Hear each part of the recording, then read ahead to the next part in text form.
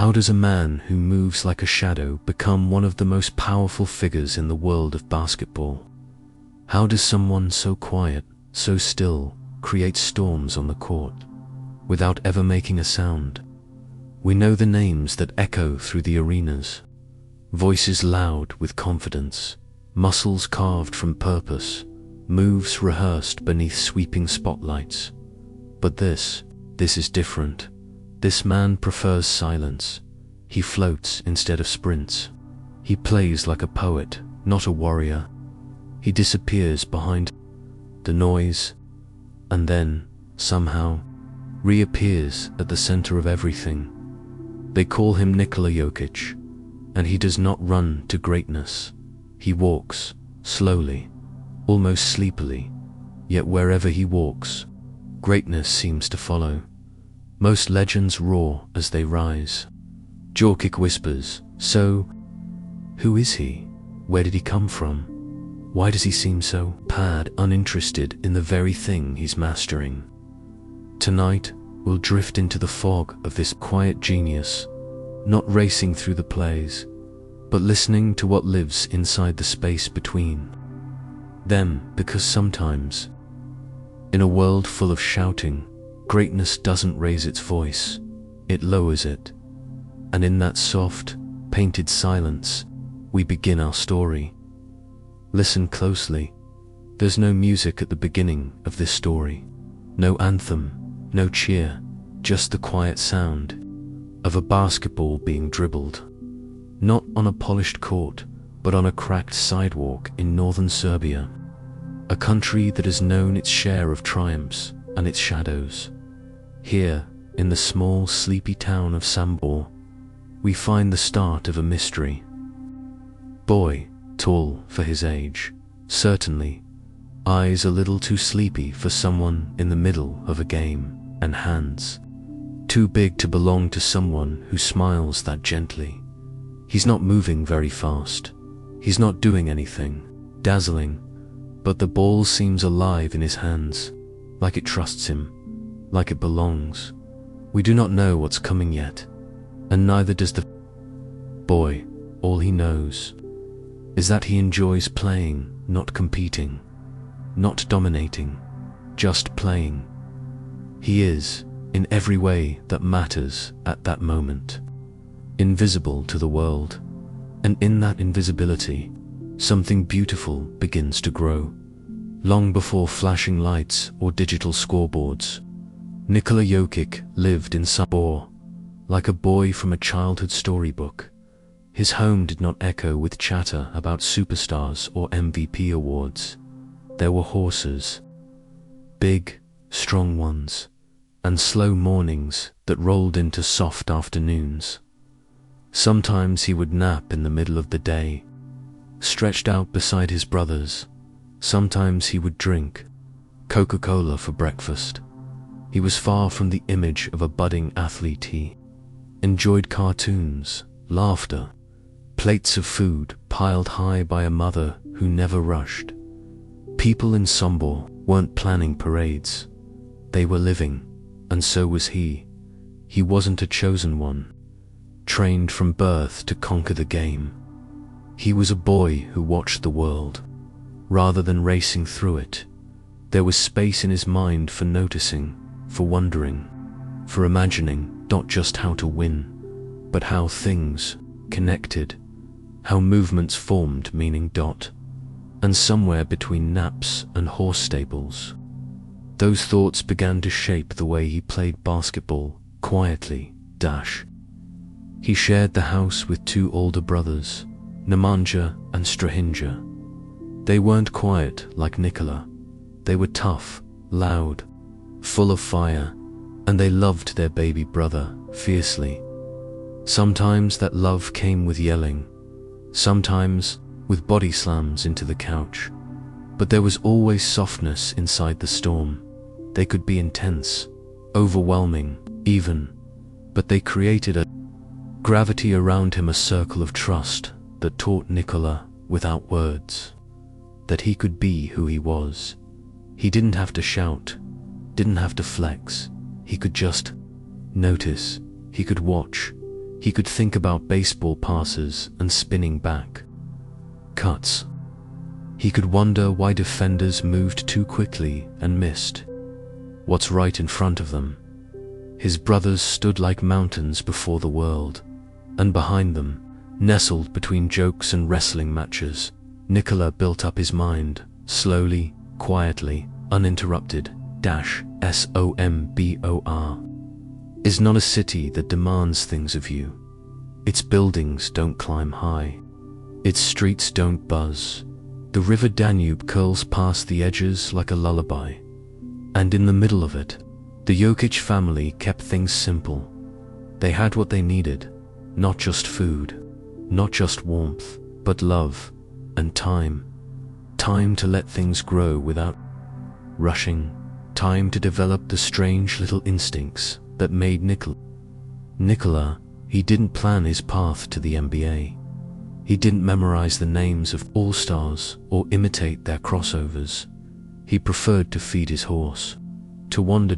To live. Basketball was something he did for fun, not ambition. When he began to play more seriously, coaches noticed something odd.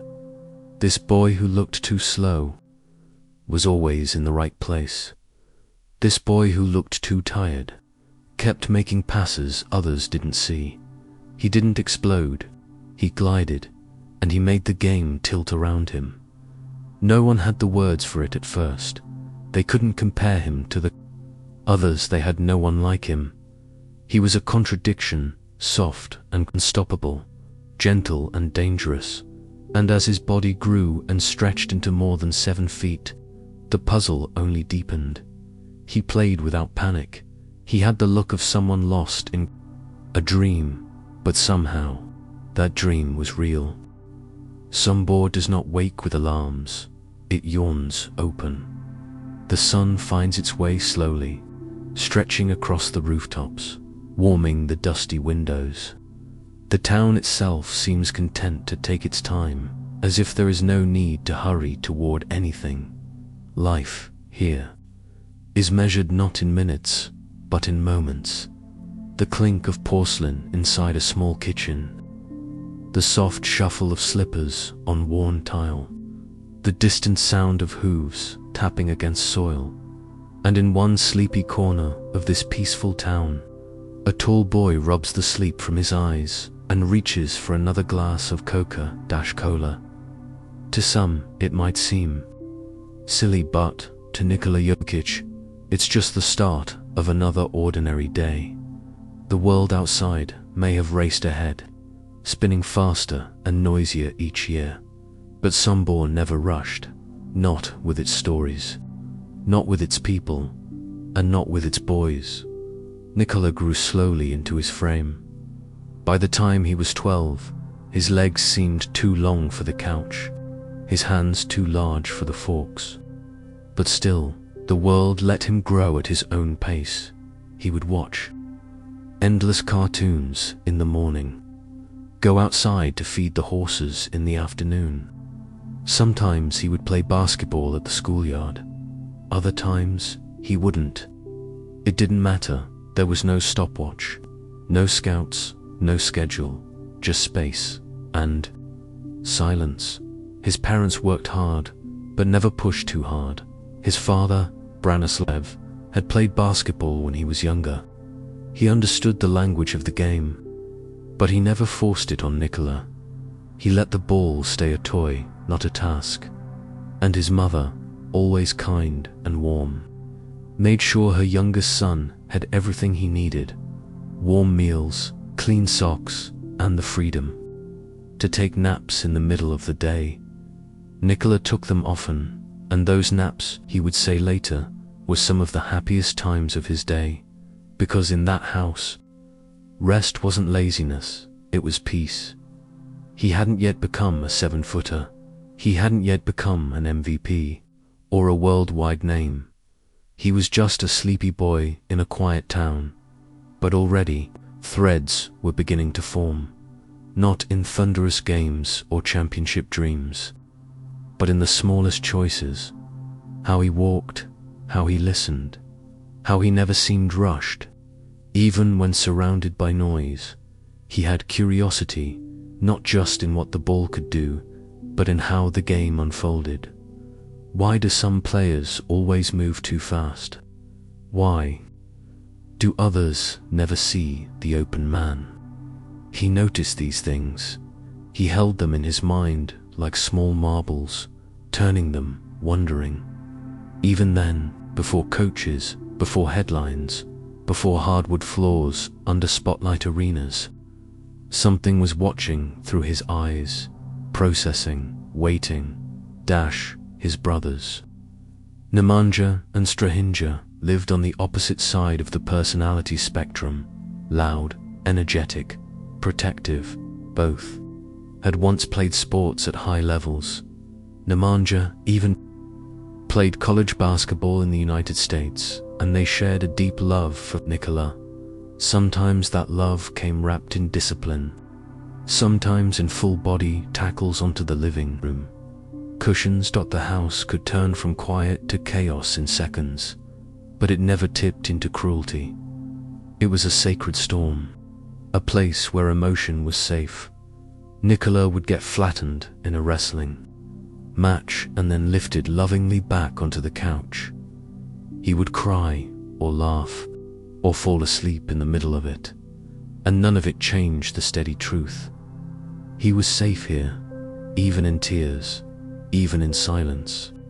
He didn't know what his future would be. He didn't wake dreaming of stardom. He didn't mimic NBA players or memorize stats he wasn't obsessed with becoming the best. He just enjoyed the feel of the ball, the surprising bounce of a one-handed pass, the perfect swish of a slow set shot. It made him happy. It belonged to him, not as a destiny, but as a joy. Basketball, at that point, lived where the horses lived, in the simple rhythms of Sombor life.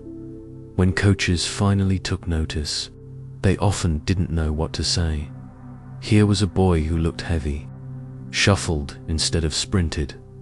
Sometimes you weren't sure if he even wanted to be there, but then he would make a pass so precise, so unexpected, that everything stopped. Coaches stared, teammates blinked, opponents looked at each other, confused. How did he see that? Why did he move there? What made him wait, then act like he knew something no one else did? It didn't look trained, it didn't look fast, and yet it was better, every part of it. As he played more, he began to stretch upward. His body didn't look athletic in the way that word is usually used. No etched abs or flexed poses. He looked like someone who had just woken from a nap and wandered onto the court, but he didn't play sleepy. He played slowly, yes, but with purpose. His movements were not clumsy. They were deliberate, like he was painting, not performing. The court became his skethpad, and each game a quiet masterpiece waiting to unfold. Most people didn't notice him yet. He wasn't appearing in scouting reports. He wasn't being celebrated. Online, he was still growing, still wandering, still dreaming between the spaces of skill and instinct. But within him, the foundation had been built, not with drills or programs, with stillness, with time, with an imagination sharpened more by boredom than pressure. He didn't need to be loud to be ready. He just needed enough room to become himself. And in Sombor, quiet, warm, and patient, he found it. He didn't arrive like a storm. He drifted, one soft footstep after another, into gyms, onto benches, into the bottom parts of rosters. If Sombor was a quiet cradle for dreams, then Nikola Jokic's teenage years were the first hesitant steps towards something grand, but no one could quite tell what it was yet. Not even him. He was tall. That much was clear, but not in a way that made people stop and stare. The extra height made him lurch when he jogged, bend too much when he reached. His soft belly peeked through jerseys, too small or too tight. Coaches saw what they thought was laziness, a lack of effort, a boy daydreaming when he should be drilling. But there was something else. Not easy to see. You had to watch longer. You had to hold your gaze. Even after your first assumptions whispered, "He's not it." He wasn't dunking over opponents or locking down defenders. He barely ran, but every so often he would flick a pass that curved like a ribbon, slicing through arms and jerseys with impossible accuracy. It didn't look rehearsed. It didn't look lucky. It looked like he meant to do it. Even as his frame grew, as his shoulders widened, as the layers of childhood peeled away, Jokić still carried that softness, that slowness. It wasn't that he couldn't go fast, it's that he often chose not to. Why waste energy sprinting when you can simply be in the right place before anyone else figures it out? Painters don't rush their brushstrokes. And Jokić, even then, felt more like an artist in warm-up pants than an athlete chasing stats. He joined Vojvodina, his first real experience with competitive basketball. The type of gym that smelled like decades of sweat, ambition, and hardwood. But even there, he didn't stand out in the usual ways. He was bigger than most, but not dominating. He was skilled, but not flashy. He embraced passing like others embraced scoring, and that puzzled people. Big men are supposed to crash the glass, rim physically, overwhelm their opponents. When Jokić touched the ball, it often left his hands a split second later, heading for a shooter, cutting toward the open lane, skipping past defenders who had no idea what had just happened. He didn't force his way into plays. He bent them toward him, slowly and precisely. Like gravity shifting scenery across a stage, people began to whisper, "He plays ... differently." But the whispers were quiet, and they quickly got drowned out in a sports world that worships noise. So he kept growing. Somewhere in the background of teenagers, dunking and coaches yelling. He didn't belong to any highlight reels, but somewhere, deep in the slow rhythm of Serbia's basketball circuits, something rare was forming. A center who thought like a point guard and moved like a daydream. From Vojvodina, he moved to Megabasket, a Serbian pro team best known for nurturing raw, unusual talent. Here, things became a little more serious. He had to work on his conditioning, had to run, lift, endure, and for the first time, basketball began to feel a little less like a game and a little more like a job. He didn't love that part, but he stuck with it. Mega Basket's coaches were unsure what to make of him at first. He wasn't chiseled. He didn't have that look. He wasn't even in the best shape. But one coach remembered, every time you counted him out, he did something magical. He would play a two-man game with a guard, and then, without seeming to look, whip a behind-the-back pass to a shooter curling off a screen. He would dribble into traffic, gather defenders like moths to light, and then lay the ball softly into a teammate's hands for an easy score. He didn't score efficiently. He didn't block every shot. But games started feeling different when he played. His stat lines weren't overwhelming, but his fingerprints were everywhere. He saw the game like he'd already lived it once in a dream, like he was remembering, not reacting. Still, he wasn't a can't-miss prospect, at least not in the traditional sense. NBA scouts saw the passing, saw the soft hands, but also saw what they thought were limits, defensive weakness, a slow first step, a lack of physical dominance. He was listed, but low, talked about, but rarely as a first option. He was unusual, and unusual often gets ignored, until It doesn't. The 2014 NBA draft arrived. Nikola Jokić was projected somewhere in the second round.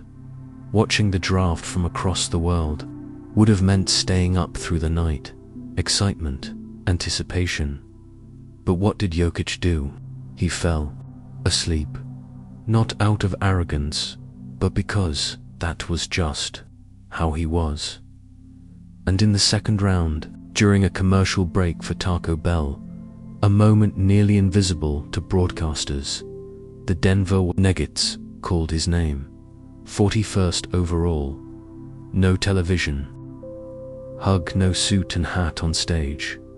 No jumping around with friends. Just a name on the screen. And a boy asleep, dreaming of horses, food, maybe a nap, when he heard later. He smiled, not in triumph, but in contentment. And somewhere, maybe inside him, another quiet awareness began to form. Maybe this is the beginning of something different. Not louder, not faster, just his. When Nikola arrived in the United States, there were no contoured spotlights waiting. No film crews chronicling every first step into his new life. Just cold Denver air, a mostly empty gym, and a young man who didn't quite look like a professional athlete. The altitude made him dizzy. The food didn't taste right. The syllables of a new language floated past his ears like falling leaves, fast, patterned, unfamiliar. He wasn't ready for the rhythms of America. Fast food, fast cars, fast talkers. Everything moved too quickly, as if the entire country was always a few steps ahead, expecting you to catch up or be left behind. But Nikola, as always, did not chase. He walked, slowly, watching, adjusting, nodding quietly at what he understood, and letting the rest pass. At first, no one in the Nuggets organization was exactly sure what they'd found. Was he a future project? A backup big with a nice touch? He hadn't even come over immediately after being drafted.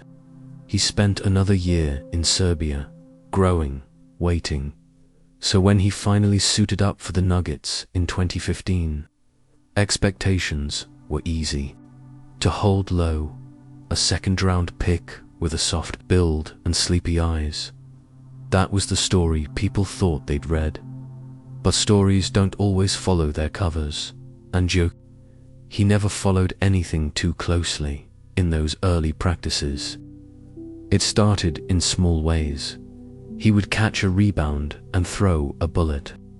Pass to a guard already sprinting toward the basket. He would set a screen, then slip into space without ever needing to look. And then, maybe the rarest thing of all, when he got the ball near the free throw line, he wouldn't shoot. He would wait for a cutter, wait for a mistake, wait for the defense to reveal exactly where the holes were. Then, and only then, he would deliver. The ball, the move, the look, perfectly timed, not forced, just inevitable. Veterans on the team started noticing. They had played with explosive guards, with physical centers. But this was different. It wasn't just that he knew where people were. It was like he knew where they were going to be. And yet he never celebrated loudly, never pounded his chest after a nice play. He would trot back on defense, mouth partially open, like he might yawn between possessions. His socks bunched awkwardly at the ankles. His shoes didn't shine. His jersey looked too big, but his game fit perfectly, quietly, humbly. He began making the Nuggets better. The box scores noticed first. 0.10 points, 7 rebounds, 4 assists, then 14 points, then more again. Double-doubles without trying, passes at strange angles that somehow landed exactly where they needed to. He moved into the starting lineup, not with a parade, but with a shrug. The coaching staff had a decision to make. Could you build around someone like this? Someone who barely jumped when he dunked. Someone who didn't square up for highlight blocks or viral moments, but he made others better. The court seemed more spacious when he was on it. The game looked easier, like the chaos had been rearranged into something understandable. Point guards began trusting him like a second quarterback. Shooters hovered near him, waiting for those soft touch handoffs, an impossibly perfect bounce. Passers, even opponents, started whispering after games. Did you see that pass? What even was that move? Why does it feel like he's in charge of everything? His impact never arrived with sirens. It crept in, floated in the seams of the game. While others sprinted, he slowed. While others muscled through contests, he waited for the simplest path and slipped through like water. Reporters began to ask about him, but interviews gained little traction. He answered questions directly, kindly, almost awkwardly. There was no soundbite, no performed swagger. He smiled when he had to, blinked at praise like it puzzled him. Back home, his brothers continued to tease him. His parents remained quiet and proud, and in Denver, something began to shift. Opposing teams stopped planning for him as a rookie. They started fearing him. Matchups became mismatches. Centers tried pushing him.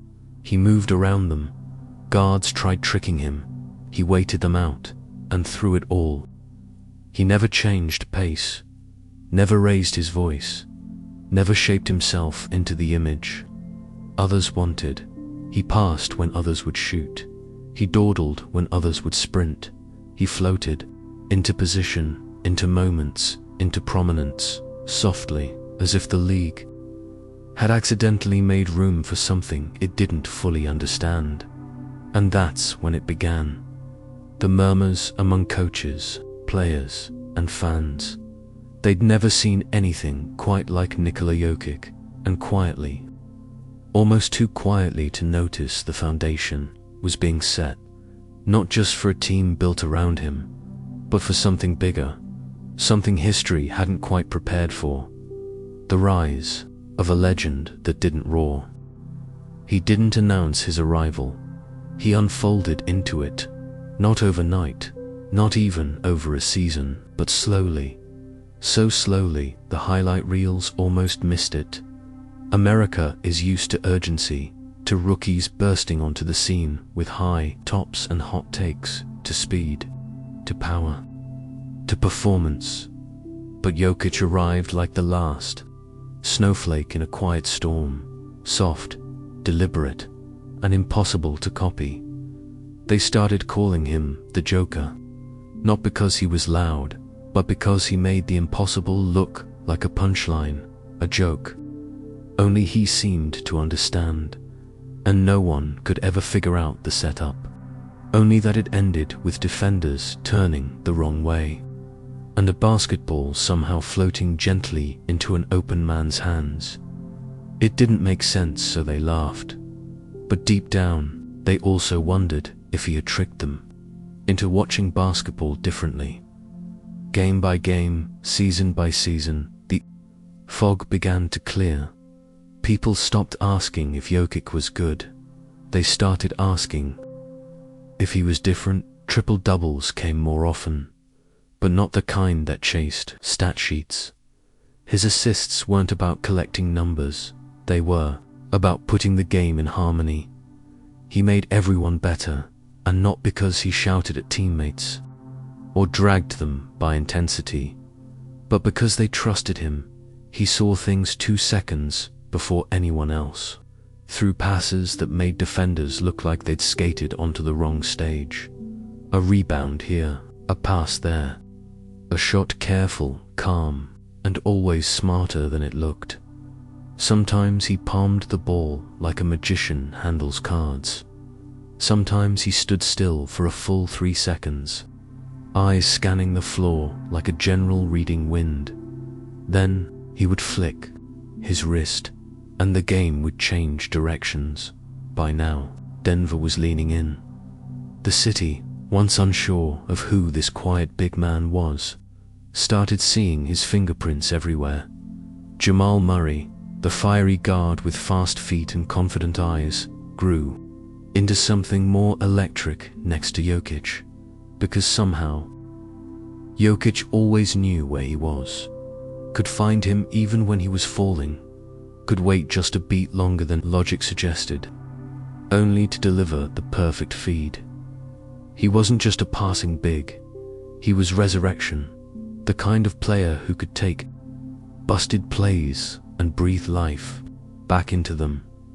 The Nuggets weren't just playing better, they were becoming different, not modeled after previous champions, not built around sheer strength or outside shooting alone, built instead around something slower, more fluid, more curious. National media caught on in waves. At first, they didn't know whether to take him seriously. He wasn't ripped. He didn't flex.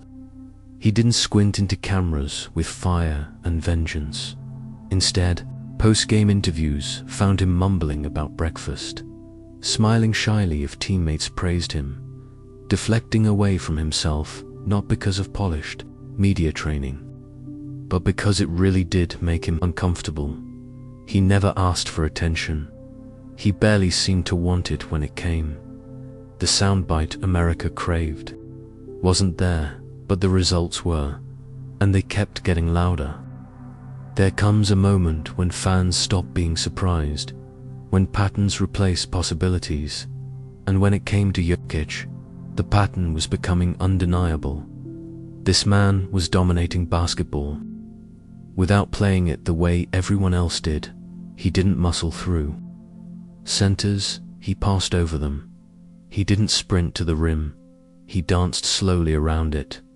He never tried to posterize, he tried to paralyze, not bodies, but decisions, make you guess wrong, make you hesitate just long enough for someone else to score, and all the while, he'd jog back on defense with that same open-mouthed look, as if none of it had surprised him, because it hadn't.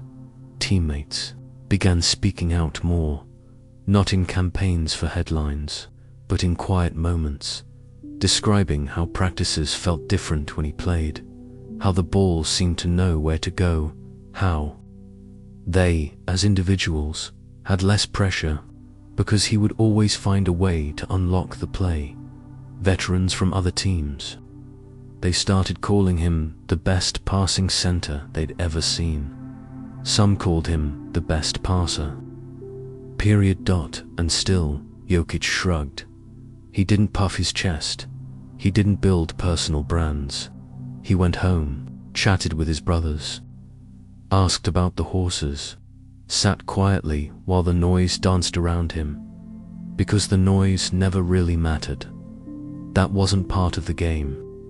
There were moments, now signature moments, a knock, over-the-shoulder pass into the corner, a step-back three to beat the shot clock, a rebound snatched one-handed in a forest of taller arms, the kind of movements that drew gasps from color commentators who had watched 20 years of basketball, but still didn't have words for what they were seeing.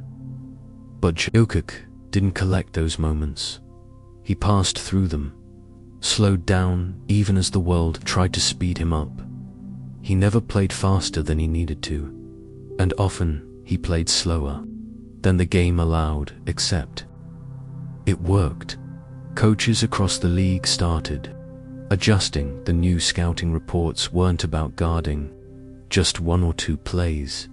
They were about watching the seams, in the seams, because Jokić didn't have a favorite move. He had 100 pieces of a puzzle, and each game he built something different out of them. He never seemed interested in outshining anyone, but still, he glowed, without asking to, without selling himself to. His teammates knew what they had. Denver knew what they had. And now, slowly, The league was starting to understand it too. This wasn't a fluke. This wasn't just great vision for a big man. This was something else, something unclassifiable. He had become a star now, but only in label, not in behavior. At events, with cameras and questions, Jokić often looked bored, not disrespectful, just ... elsewhere, like his mind had wandered back to the stables or forward to the next pass he wanted to try. His heart, it seemed, didn't sit in microphones or flashbulbs. It sat in rhythm, in movement, in feel. He had made peace with being seen, only because it couldn't be helped anymore. The league didn't care that he looked like a throwback. He was a playback, always 5 steps ahead. A song the game forgot it knew until he began humming it again softly, and those who listened never forgot the tune. There was a silence that fell across basketball in 2020, not just metaphorical, but literal. Empty arenas. No fans, no noise, except the squeak of sneakers and the echo of breaths off hardwood. And somehow, in that quiet, Nikola Jokić seemed more alive. It was as if the world had slowed down to meet his rhythm. The NBA bubble was strange for everyone. Isolation, protocol, uncertainty. But for Jokić, the man who never chased chaos, never fed off attention, it became a kind of sanctuary. No distractions, just basketball. For once, the game matched his silence, and that's when he began whispering his loudest. The 2020 playoffs were not supposed to belong to Denver. They were down, they were doubted, and then they weren't. Down 3-1 to Utah. Somehow they roared back. Down 3-1 to the Clippers.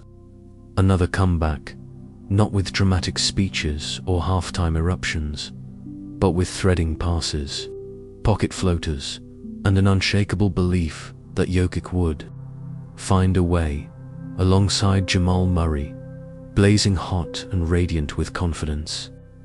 Nikola played the cool undertone of every game. When Murray scorched, Jokić steered. When the team faltered, Jokić steadied. When the noise tried to rise, he lowered it again. And yet, even as they punched above their ceilings and rewrote expectations, Nikola didn't read headlines. He still asked about his horses after games, still shrugged in interviews, still looked half asleep when walking into the press room with a stat line no center had matched in 2 decades. Because inside the noise, he could always find that quiet again. It didn't matter if millions were watching now, his game still belonged to him. What followed was something even quieter, but deeper, an awakening, not in how he played, but in how the world saw him. The MVP race began like whispers. Maybe Jokić, he's playing well. His numbers look strong. Then the whispers grew. He doesn't miss games. His team wins more when he's on the floor. Then louder. He's averaging 8 assists as a center. Tripled doubles, record-breaking efficiency. And by the end of the 2020-21 season, the noise could no longer be avoided. Nikola Jokić was named the NBA's most valuable player. And the most surprising part, he didn't seem surprised. When asked about the award, he didn't cry, didn't memorize a speech. He thanked his teammates. He talked about Denver. He mentioned his brothers. It was as though someone had handed him a bouquet after a walk, and he smiled gently, but kept walking. Being most valuable did not change how he played or who he was. And the next season, he got even better. Another MVP run, even louder numbers, even more silent dominance. His game had seasons within it. Some nights, he'd score 40, grabbing every rebound without ever seeming to jump. Other nights, he'd have 13 points, 15 assists, and teammates thanking him for making everything easy. You could not make him one thing. That was his trick. No move to memorize, no rhythm to stop. He was timing and touch and trust, all tied together in a frame that still looked like it barely slept, and preferred it that way. Criticism crept in, though not from coaches, not from players, but from the places that didn't know how to measure something, that didn't sparkle, that didn't shout. He was told he wasn't a real MVP, that he didn't dominate like others had, that he wasn't magnetic enough to deserve the crown twice. But Jokić, like always, just listened, then passed, then moved, then kept getting impossible things done in the most possible looking way, because the game was never about being loud, it was about being right. Fans, though they began to feel it, even those who didn't cheer for Denver, they saw that when Jokić touched the ball, something slowed, then something clicked, then something beautiful happened. He wasn't showing off, but he was still showing you something rare. And when the noise grew unbearable, when headlines tried to turn awards into arguments, Jokić remained still, like the eye of the storm, tired of debate, ready to play. By the end of the 2021-22 season, the idea of Jokić not being great had vanished. He was now historic, statistically, stylistically, emotionally, because what he brought was not just greatness, but a new definition of it. He didn't need commercials or catchphrases. He didn't sell a shoe. He sold space, connection, harmony, in the loudest league in the world. His gifts came wrapped in quiet. What carried him wasn't just skill, it was love. Love for the game, sure, but also for the spaces between it, for his teammates, for the passes no one asked for the parts of the court others ignored. What carried him was this unshakable truth, that greatness is not exclusive to the loud dot sometimes. It rides in softly on a pass, on a pause, on a whisper, and builds a legacy that bellows even from silence. They had been close before, close enough to be respected, close enough to be called contenders, but never close enough to lift the trophy. For the Denver Nuggets, the whispers of greatness had grown louder each year, and at the center of them, always, was Nikola Jokić, still moving quietly, still passing precisely, still answering questions like none of this glittered for him, the way it did for others. And then came 2023, not like a lightning strike, but like water rising, slow, relentless, undeniable. Jokić didn't storm through the league, he washed over it. The season began as they usually did, quiet optimism, cautious belief, but from the very start, it was different. The Nuggets didn't just win games, they moved through them like a polished machine, humming softly beneath the spotlight. And Jokić, he was sharper than ever. Triple-doubles flowed easily, points came when needed, assists rained down like gentle snow, but he wasn't chasing numbers, he was guiding a rhythm, letting the game breathe through him. He didn't just control tempo, he created it, bending each sequence like a musician coaxing the perfect note from a bowstring. And then came the playoffs, the cauldron, where stars rise or vanish, where legends struggle or shine. For Jokić, there was no flame-throwing speech, no transformation into a different version of himself. No, Nikola stayed.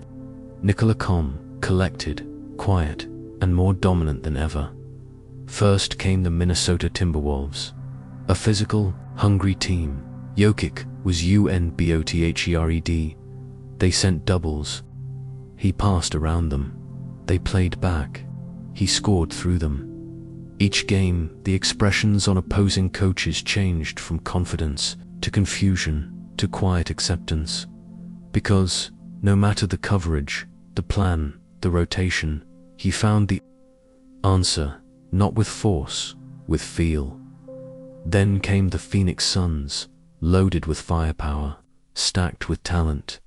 The games were fast, frantic, but in every moment of chaos, Jokić carved stillness. He dropped 53 points in one game, and still somehow made it feel easy. He passed through Kevin Durant's limbs like they weren't there. He rebounded like the ball had an agreement to come back to him. And after every win, he looked the same, like a man content with clarity. Never thrilled, never shaken, just steady, like always. The Western Conference Finals were billed as a war. The Los Angeles Lakers, storied, star-powered, script-ready. They had history and hope, but Jokić had rhythm. And when rhythm meets noise, rhythm wins. He turned the Lakers' defense into a slow spiral, passing over length, shooting over pressure, slipping through their fingers like soft light. He averaged nearly a triple-double. Again, and when the buzzer sounded on Game 4, when Denver completed the sweep, there were handshakes, a trophy, and some photos, and Jokić. He looked like a man who had merely completed a task, like he was thinking about breakfast, or a flight back to Sombor. Now, finally, the finals Miami stood across from them. Gritty, proud, fearless. A team built from belief and effort, and from players who'd taken paths as winding as Jokic's own. But there was still only one Nikola, and no amount of heart could undo his hands. He orchestrated every game like he was looking at sheet music. He dissected Miami's schemes with surgical patience. He didn't explode. He unfolded a 30-point triple-double here, a 21 rebound. Tennis's game there, all while moving at the speed of wisdom. Denver would not be denied. The Nuggets captured the series in 5, their first ever NBA championship, and standing at the heart of it all, head slightly tilted, expression unreadable, was the man who had dreamed of horses far more than trophies. Nikola Jokić. In the post-game interviews, there was no teary speech, no grand declarations. He was asked what he felt. He paused, shrugged, said he was happy it was over so he could go home. His sincerity confused some, but it was always this way. The court was never about attention. It was about connection, between movement and meaning, between teammates and timing, between the man and the music only he could hear. He won Finals MVP, became the first player to ever lead the entire playoffs in total points, rebounds, and assists. He walked off the court through falling confetti, like someone leaving a quiet cafe. No performance, no parade of emotion, just a glance back and a step forward. His teammates spoke with reverence, not for his titles or records, but for the space he created around them, the way he made them feel seen, made them better. They didn't just play with him. They were made whole by him. And perhaps that is the rarest kind of greatness, the kind that doesn't just shine, but reflects light onto others. Back in Sombor, the streets stayed quiet. Maybe a few flags, maybe a toast, in a kitchen somewhere, but no horns, no massive ceremony, just a stable, a tall man, and a horse named Dreamcatch. Art, because, for Nikola Jokić, the dream was never only the championship. It was always something quieter, to play the game the way he saw it, and let others finally see it too. It ends in quiet, no spotlight, no dance, just the slow sound of a basketball bouncing on a gym floor, a tall man catching it with one hand, turning inward and passing, because that's always been the shape of his greatness, never held too tightly, never claimed, just shared again and again, until even the loudest game in the world had to sit still and listen. They will try, years from now, to explain what he was. They will show the stats, the records, the moments, but numbers cannot hold quiet the way a story can. And Nikola Jokić was never just a collection of numbers. He was space. He was patience.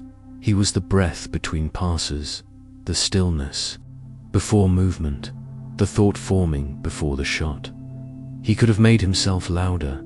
He could have chased the flash, built the brand, sold the shoes, but he didn't want to be the story. He wanted to be the reason. The story moved.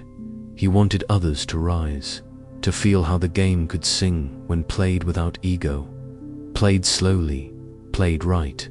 Now, the drums of the league play on, new. Stars shout their names, crowds chant, commentators race, commercials flash, and yet, somewhere in the middle of it, all often unnoticed except by those truly listening, is the soft hum of Jokić, still passing, still smiling gently, still walking off the court like nothing ever needed to be more than what it was back in Serbia. The nights fall slow, the wind carries the scent of soil and hay, and a tall man walks quietly across his land. No cameras, no interviews, just him and the horses. Dreamcatcher stands waiting. Maybe she knows. Maybe she remembers when the world came, looking for her rider, crowned him king, and still, he came back home. It is tempting to call him a puzzle, but he was never that. Complicated, the world just got too noisy to understand someone simple, someone who didn't want to conquer, just connect, someone who didn't invent a persona to wear. In the spotlight just stayed exactly the boy he'd always been.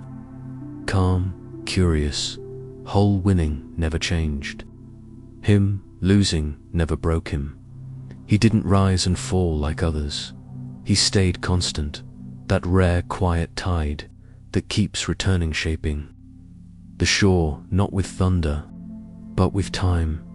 There is a kind of greatness that leaves no footprints, only impressions, traces in memory, moments that whispered instead of roared, a flick of the wrist, a pass that arrives sooner than it should exist, a glance, a silence, a game touched gently enough to become art.